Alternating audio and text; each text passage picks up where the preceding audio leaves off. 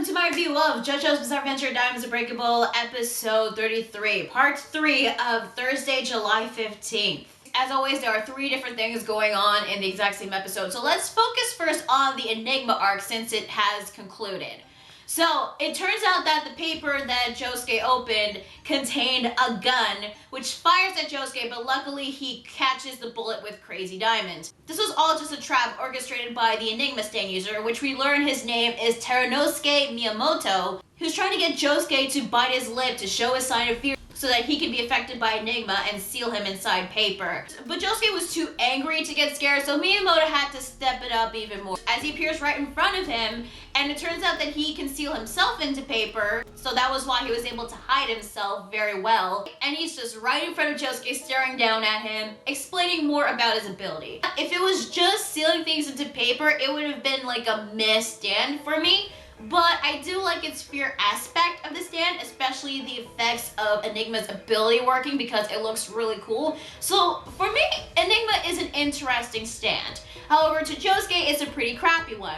But we actually learn what happens to the things and even the people sealed inside the paper. If the paper gets torn, shredded, ripped, or destroyed whatsoever. If the paper is destroyed, anything sealed in the paper would also get destroyed too. In other words, let's say if Terunosuke tore the Koichi paper in half, Koichi would also be torn in half and would likely die. And you know, despite Enigma's stand and Terenosuke being a creeper, he does have a clever and cunning mentality to come up with various traps to expose Josuke's sign of fear, and even Yuuya's sign of fear, which I'll get to later. So he has the Koichi paper with him, but it turns out later on that it's not Koichi inside, it's just something else. And he throws the Koichi paper close to a nearby car that was driving. It's clearly obvious that it was all a trap, but Josuke decides to go after the paper anyway, biting his lip and thus being affected by Enigma. And even if he could attack Enigma with Crazy Diamond, it wouldn't work anyway because the stand is also turned into paper.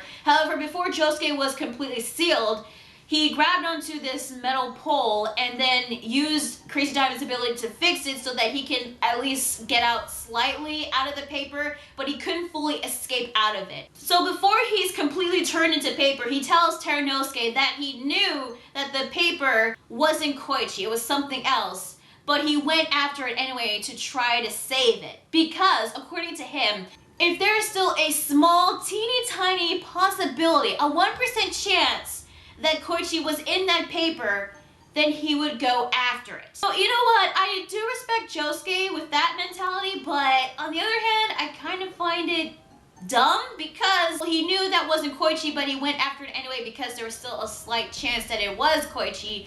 But I guess it just shows like how much he cares for his friend and how far he would go to save them. But I mean, come on, Josuke, you know that wasn't Koichi, so you shouldn't have fallen for that, but you know, I do respect him in that way. He also leaves Terunosuke a word of warning. You should immediately rip me up and get rid of me. If I'm able to come back from this, I will kill you. So yeah, it seemed that Terenosuke has won, and he decides to leave Yuuya alone since, you know, he didn't attack him. And then he summons a taxi out of this big piece of paper with a taxi driver inside, and he's gonna take the taxi to the Morio Hotel, obviously going after Jotaro and Joseph. But Yuuya, he decides, cowardice be damned, I'm going after Terenosuke, which I was so glad he did because if you think about it, he's the only one remaining to fight against Terenosuke, but he didn't want to because he knew this guy was dangerous. But seeing how Josuke was acting, which, you know, him acting cool kind of pissed him off in a way, he knew that if it was one of his girls, if it was one of his fangirls that got sealed in the paper, he would obviously do the same thing. So with that thought, he used Highway Star to go after Terenosuke to save Josuke and Koichi, which I'm so glad he did because thinking about it, it was obvious that he would go after Terenosuke because he's the only one remaining to fight against this guy. I always thought that Yuuya was kind of a narcissistic asshole, but this episode shows that he also cares about other people as well, like his girls, and he actually like kind of redeemed himself in this episode. He manned up, he stepped up and tried to save Josuke and Koichi, which I'm glad he did. And you know what? Because of that, I'm actually starting to like Yuuya. So Yuuya catches up to the taxi, which was completely empty except for a piece of paper, which contained the papers of Josuke and Koichi. However, there was another piece of paper that was stuck in the door, which was clearly a trap. And this paper had fire. Apparently, Enigma can also seal fire and even electricity, which, you know, in hindsight is actually pretty impressive. So Yuuya was just going through all these traps one after the other, from scorpions to chemicals to even electricity, as I mentioned before, until he eventually reaches the Josuke and Koichi paper. Unfortunately, there was a paper that contained a shredder, and it was about to shred Josuke and Koichi. And he was struggling to get the pieces of paper, so much so that he started to get scared and showed his sign of fear, which was his fingers poking at his chin. Thanks to that, now Yuuya is also turned into paper, but it was actually a good thing that happened to him, because now that he's paper, he's actually thin enough to reach into the shredder to grab onto Josuke and Koichi's papers, which he's able to do that with Highway Star and set them free. Thanks to Yuuya, Josuke and Koichi are saved. He saved the day in this episode, which was great. However, Terunosuke tries to threaten them by ripping the Yuuya paper, but thanks to Echo's Act 3, he wasn't able to do so because he got heavy. So with Josuke being free, he's got to own up on what he said earlier about killing Terenosuke, but he does something even worse. Terenosuke's sign of fear is that when he's afraid, he has one eye closed. But if he's even more scared, then both his eyes are closed. And then we get another Crazy Diamond Dora breakdown, which again was awesome. But while Crazy Diamond was punching Terenosuke, he was also punching pieces of the shredded paper, and they fused together, and Terenosuke is now a book for the rest of his life. And he's stuck inside the Memorial Library, where he will never see the light of day ever again, except if someone wants to take him out and read him. But if someone were to read the book, they would hear a voice. So he is yet another one of those Memorial Grand Mysteries in a way, one of the landmarks in a way. So that was it from the Enigma arc. So next is the Cheap Trick arc. So while Kinoto was going up to Rohan to scratch his back, he fell into the floor because there was part of the floor that was also burned so badly that it was very fragile. So if anyone were to step on that part, they would fall into the floor. So he's stuck, and, you know, Rohan was kind of acting like a bit of a dick in the beginning, and he does go to see his back, which turns out to be just a normal back, but Kinoto then starts freaking out, saying that it was all over, and he was even drooling, which was very strange. Once his back was exposed, it opens up, and then there's a spray of blood, a lot of blood, and then he just falls onto the ground dead. Yeah. You know the saying, curiosity killed the cat? Well, in this case, curiosity killed the architect. Well, this was all the work of an Enemy Stand called Cheap Trick, but in the Crunchyroll subtitles, they changed it to Cheap Trap. Like really Crunchyroll, but okay, copyright and all of that. And Cheap Trick, okay, I take back everything I said about Superfly being a lame stand. This stand is even worse than Superfly. It is the absolute worst stand to have that I've ever seen so far in JoJo's Bizarre Adventure. And here's why. This stand will only activate if the user dies. If someone were to see Kinoto's back, the stand user's back, the stand would activate and kill its user. It would then transfer itself onto another person, the person who saw his back, in this case with Rohan, and becomes the user for Cheap Trick. So Rohan has Cheap Trick on his back and is now the user of this thing. And there is no way to shake off this stand because it will cling onto his back no matter what. And the only way to get rid of this goddamn thing is to have someone else see his back, but if that were to happen, then Rohan would die, and the person who would see his back would also become Cheap Trick's new user. What the actual fuck, Araki? Like, oh my god. This is the absolute worst. And you know what sucks even more? Is that all Cheap Trick can do is just whisper and talk. That's all it does. It just whispers and talks. And at the end of his sentences, he would always say okay or meh. And every time he was saying, carry on my back, meh, burn those pictures, meh.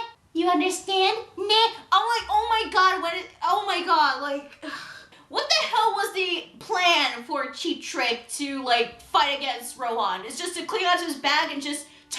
him until he gets annoyed?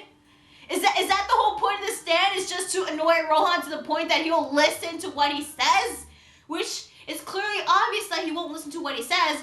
And of course he can't use Heaven's Door in the stand since he's now a stand user to Cheap Trick. So he technically has 2 stands now. It's like, oh my god, like what the hell? And Rohan now knows that one of his pictures contains a vital clue to finding Kira. And, you know, he's gonna need some help with this, so he calls Koichi, you know, right after the whole Enigma stuff happens. Meanwhile, Jotaro is going off to explore Morio to investigate on some of the disappearances that happened after Kira changed his face, because there might be some sort of connection. And Hayato was getting his camera to follow his dad and find out if his dad isn't really his dad. And that's pretty much it from the episode. Oh my god, Cheap Trick is a fucking awful stand. I'm sorry, I can't get over fucking Cheap Trick. It's like, oh my god, okay. Anyway, so that was episode 33 of Diamonds Unbreakable. Overall, this was a great episode. I really liked it. The Enigma arc, I actually like this much better than the Superfly arc because the conclusion is actually very satisfying, unlike with Superfly. Enigma, overall as a stand, I think is an interesting stand. Its ability might come off as meh to some people, but I do like its fear aspect. And I did like the animation used on Enigma's effect. It always looks really cool. Yuuya in this episode was great. Now, I did like his stand Highway Star. I always thought it was a cool stand. But I didn't think that I was going to actually like Yuuya, but I actually did in this episode when he stepped up to the plate and actually saved Josuke and Koichi. He's actually one of the true MVPs in this episode, so I will give kudos to Yuuya. And of course, that Crazy Diamond Dora breakdown was awesome. It was very satisfying to see Terunosuke get beaten up, because this guy was acting like a fucking creeper and he totally deserved what he got. Beaten up, at least. I was not expecting him to turn into a book. Which now that I think about it, Josuke's never killed anyone except that rat.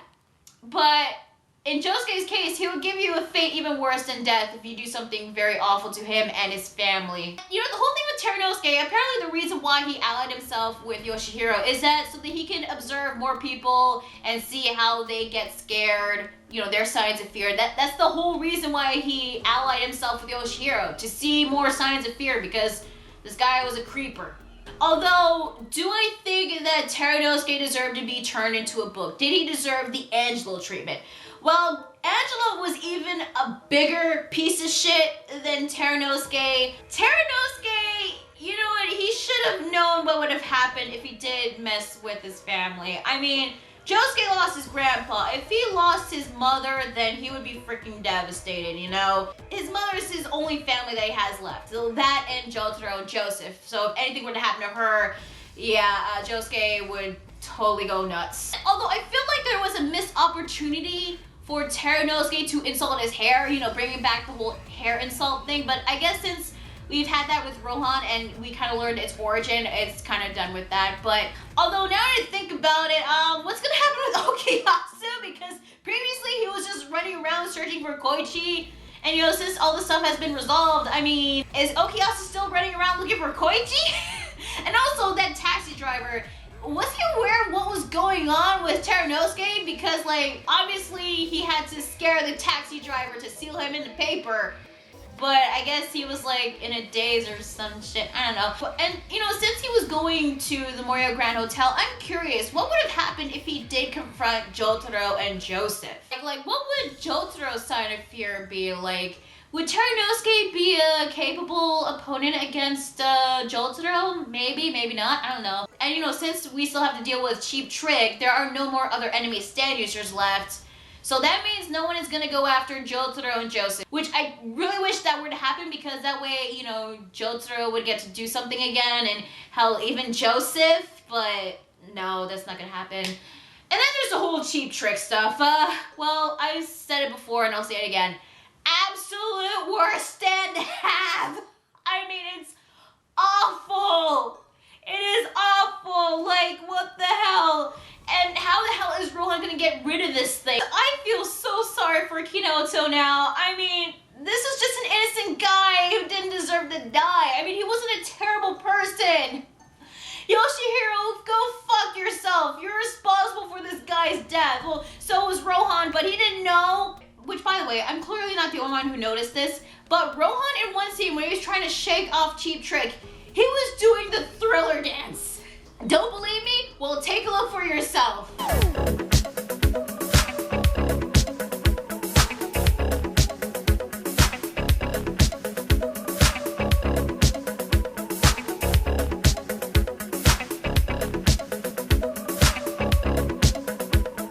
You see, clearly the Thriller dance.